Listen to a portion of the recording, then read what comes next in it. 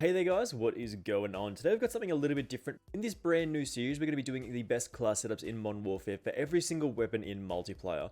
This idea did come courtesy of the Cognizant Hawk, and it's probably one of the best ideas that I've ever seen.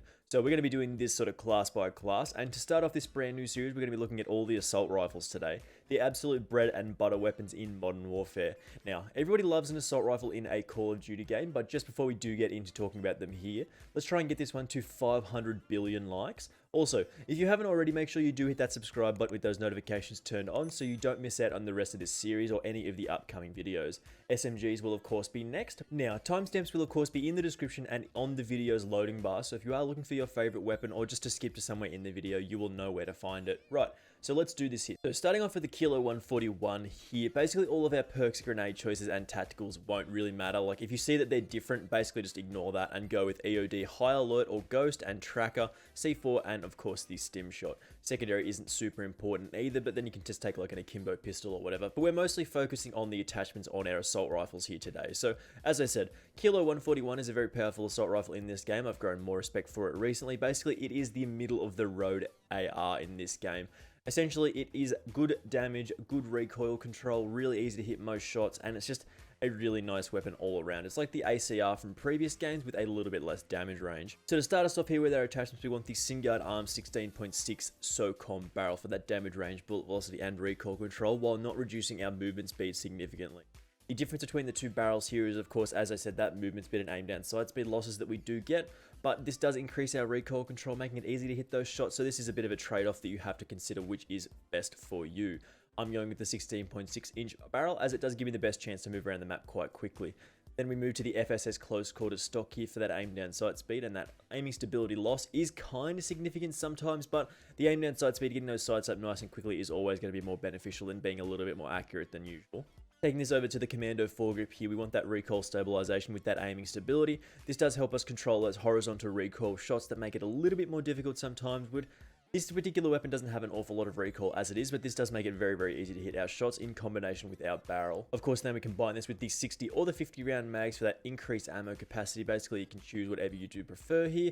I mean, 60 is of course going to be slightly slower than the 50, and then 100 round is going to be slower than even that. So somewhere in between here, you want a decent amount of bullets to fire. So one of these two options is very, very good here. Then lastly, we want the stipple grip tape here. Of course, that aim down sight speed and sprint to fire speed, really important to get those sights up nice and quickly. This does reduce our aiming stability again with that weapon sway. Does make it a little bit harder to hit our shots sometimes, but that's not too big of a deal, and getting those sights up nice and quickly is a much better bonus than the other way around. So as I said, the Kilo 141 is a very powerful weapon in this game. It is a very, very standard assault rifle, really, really easy to hit those shots, good damage, and really fun weapon to use. The next weapon, of course, is the FAL. You can see that the perks and stuff are all different again, so as I said, don't worry about that too much.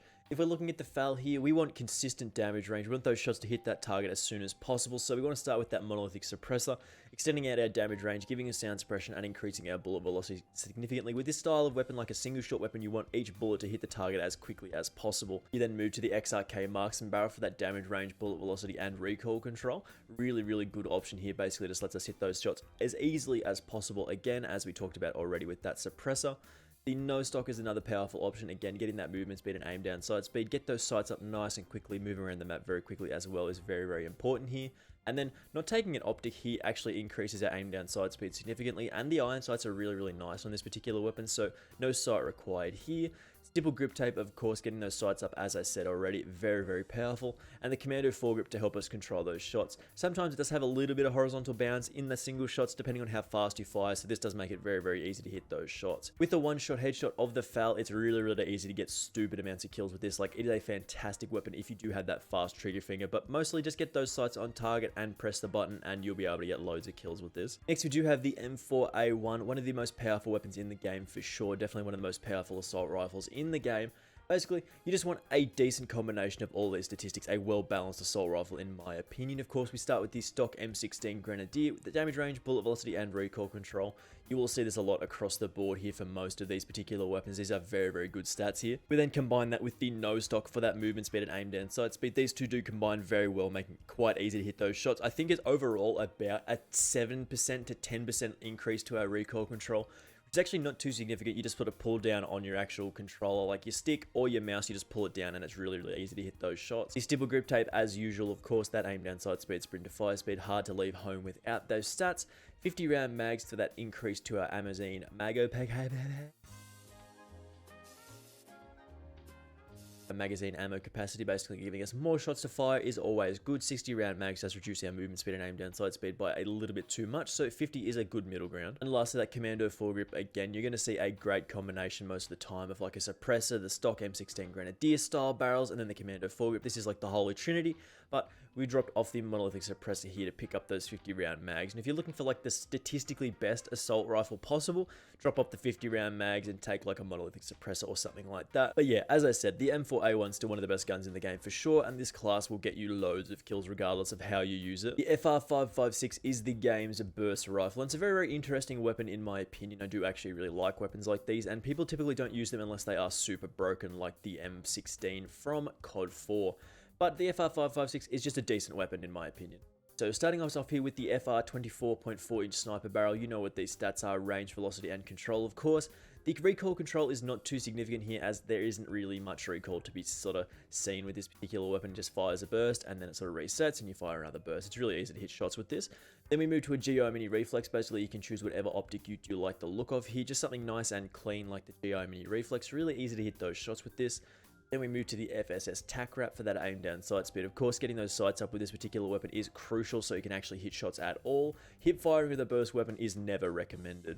Then we move to stipple grip tape as usual, aim down sight speed, sprint to fire speed, get those sights up again, and then the commando foregrip as well, holding that recoil control really nicely. Being able to sort of hit those shots exactly where you're aiming is really, really important with this particular weapon, as you don't have too many chances to miss before you die. The Oden is not a weapon that I'm particularly fond of, but we can make it work here for the most part. I mean, we're not using the tactical foregrip at all, we want that commando foregrip.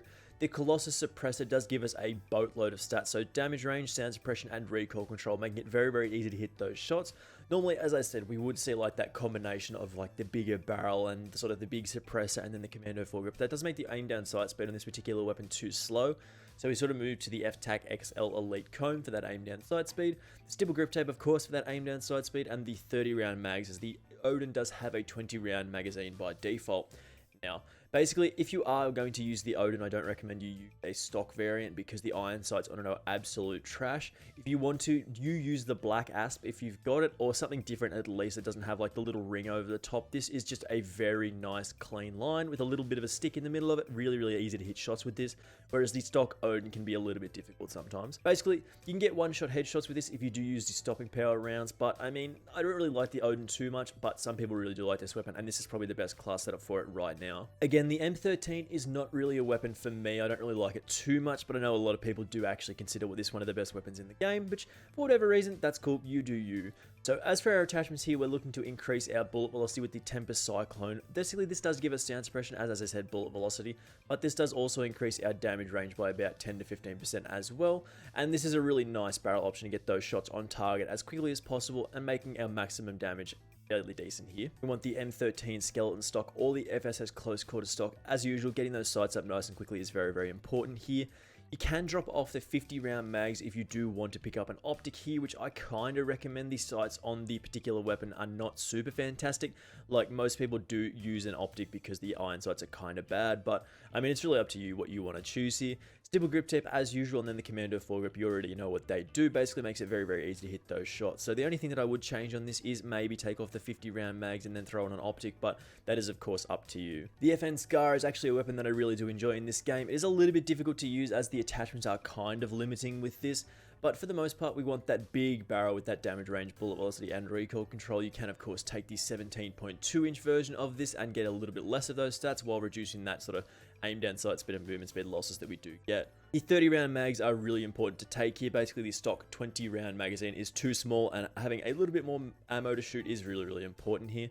The commando foregrip as well, making it really easy to hit those shots at longer distances.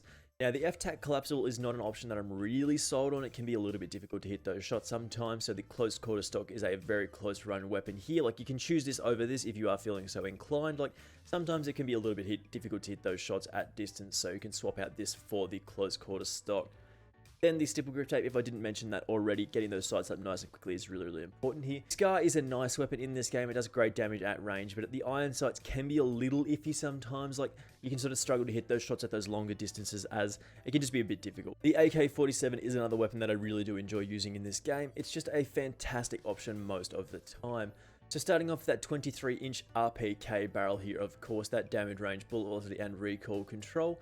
If you do take the Romanian barrel, you won't be able to have a under barrel, which is kind of significant sometimes. It depends on how you want to play this. If you do take the Romanian barrel, then you'd probably take like the monolithic suppressor or the compensator for this particular option.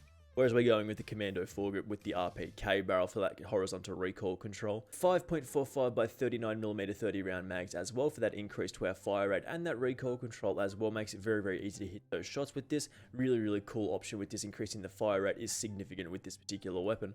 Then we move to the stipple grip tape. As usual, you know what this does already. I don't have to keep repeating myself. Then the no stock as well in this particular weapon with that movement speed and aim down sight speed. Now, normally we wouldn't run the no stock on this, as it does make the recoil control significantly difficult to hit. But with the ammo conversion, the Commando foregrip, and this barrel here, it's really, really easy to hit those shots at a decent fire rate, and you do great damage with this because they did buff it sort of a little while ago, where this does very, very good damage now. The Ram 7 here, of course, is always going to be one of my favorite weapons in the game. Basically, it is an M4 with increased sort of recoil up and to the left and a faster fire rate. Basically, all we need to do is chuck on the barrel here, of course, with that damage range, bullet velocity, and recoil control. You can swap this out for the monolithic suppressor, but I do not recommend that you take both. It does make this weapon quite sluggish and can be kind of sort of cumbersome to move around the map with sometimes. Commando foregrip as usual. Again, just getting those shots on target is really, really easy with that. The 50 round mags are an absolute must-have attachment. That's why the combination of the monolithic suppressor, the Ranger barrel, and then the 50 round mags can make the weapon feel a little bit slow sometimes. Stipple grip tape as usual, as we do normally take this. Aim down sight speed, sprint to fire speed, and then the XRK close quarter stock for that aim down sight speed. We've got really good options here. This is a fantastic weapon with that very, very high fire rate. Really, really good to hit those shots as quickly as possible. A fantastic weapon in my opinion, one of the best for sure. The Grau 5.56 here, of course, one of these weapons that was previously one of the best weapons in the game, but did cop that nerf recently. It makes it a little bit difficult for us to pick decent attachments for this, but I feel like this class is very, very good. Start off by talking about the Tempest 26.4-inch Archangel barrel. This is the option that does make us quite sluggish and slow, but it is the biggest barrel option, meaning we do great damage at range for the most part. The iron sight is also really, really nice with this, so that is not too significant to worry about. Then we move to the no stock as well. Like, if you include the no stock, you do typically want to run the biggest barrel you can, so it's easy to hit those shots at all. Movement speed and aim down sight speed at a recoil control loss is kind of significant here. If there was just like a close quarter stock, we would take that, but the no stock is still the best option here. Then that XRK Void 2 grip, aim down sight speed, sprint to fire speed, but this also reduces our recoil control as well, so it can be a little bit more difficult to hit those shots again, so we do have to actually make up for this as well. So taking the compensator as well for that recoil control, this is actually really significant at fighting that recoil that we do lose from the XRK Void 2 and the no stock, and then that Commando foregrip as well for that recoil stabilization and aiming stability. You could also take the Merc foregrip as well here for that extra bit of recoil control, but I mean, this is sort of up to you, whatever you do want to choose here. This is the option that I've gone with, and I think it actually works for me quite well. It could be a little bit difficult to hit those shots on console sometimes, so if you are feeling so inclined, maybe take the Nexus barrel, drop off the no stock, and take like tack laser for that aim down sight speed. So this is of course up to you. Moving to the CR56 Amax here, this is a really powerful weapon in this game. Those 3-shot kill distances are really significant here. It's like a 30-meter 3-shot kill in multiplayer. Really, really powerful weapon here in my opinion. Basically, we want to do what we normally do with these particular weapons and take that big barrel for that damage range, bullet velocity, and recoil control as usual. That Commando foregrip as well to control those horizontal shots. The 45 round mags to increase that actual magazine ammo capacity as well, meaning we got more shots to fire at people. More 3-shot kills is always better. The stippled wrap, of course, for that aim down sight speed and sprint to fire speed. And then lastly, the CR56 EXO for that aim walking movement speed and aim down sight speed. Of course, you could use the close quarter stock as well for that aim down sight speed. And these are sort of interchangeable depending on how you do want to play this game. But as I said, the CR56 Amax is a really, really powerful weapon in this game. Just one of the best options that you can play with right now. Basically, you get those 3-shot kills, really, really good fire rate, really good damage, really, really easy to get kills with this. A fantastic weapon for sure. And then the last, but definitely not least, assault rifle in this game. This was one of my favorite weapons when it did drop, but I've seen the light. It's not as actually good as I thought it was. Basically, the stopping power rounds are the only redeeming quality of this particular weapon. Otherwise, you're basically only firing a slower SCAR for the most part, apart from those initial burst rounds. Basically, all the attachments we want here are very, very similar to what we've seen before. AN94 Factory X 438mm barrel for that range, velocity, and control. Remember, this gun is really, really good with the stopping power rounds, but pretty bad outside of those rounds. So the Commando foregrip as well for hitting those shots really, really easily. The stopping power rounds do actually give this a 2-shot kill, which is pretty powerful, especially with that initial burst, hitting those shots very, very quickly. But outside of those 2-shot kills, it's not really super powerful of a weapon. The core combat holo sight, of course, for that decent looking picture there, like that's a really nice sight. And that extra little bit of zoom that you do get is really, really easy to hit these shots with this. The folded stock for that aim down sight speed and then movement speed, and that recoil control loss is not super significant with this particular weapon, where we're really only looking to get those 2 shots on target to get that initial burst kill with those stopping power rounds. Then the stipple grip tape, of course, makes it really, really easy to get those sights up. As I said already, this is not the most powerful weapon in the game, but with the stopping power rounds, it's a really good weapon in my opinion. Definitely not the top tier though, but still pretty good. And that is it there, guys. All of the assault rifles in Modern Warfare as of Season 5 are reloaded. Once we do get more weapons in this game, hopefully that does happen fairly soon, we will take another look at this series and end up doing more of them, because this is a very, very cool idea from the Cognizant Hawk, and hopefully this series does continue and we take a look at all the weapons with attachments in this particular game, so you have a list of all of the best class setups that I think are in the game right now. Thank you very much for watching this one. As I said already, I do appreciate it. Of course, if you do like this style of video, let's try and get this one to 500 billion likes. I said at the start of the video, that is a very, very large number. And if you haven't already done so, make sure you do hit that subscribe button with those notifications turned on so you don't miss out on the next episode of this series. Thank you very much for watching, as I said already, and I will see you in the next one. Bye!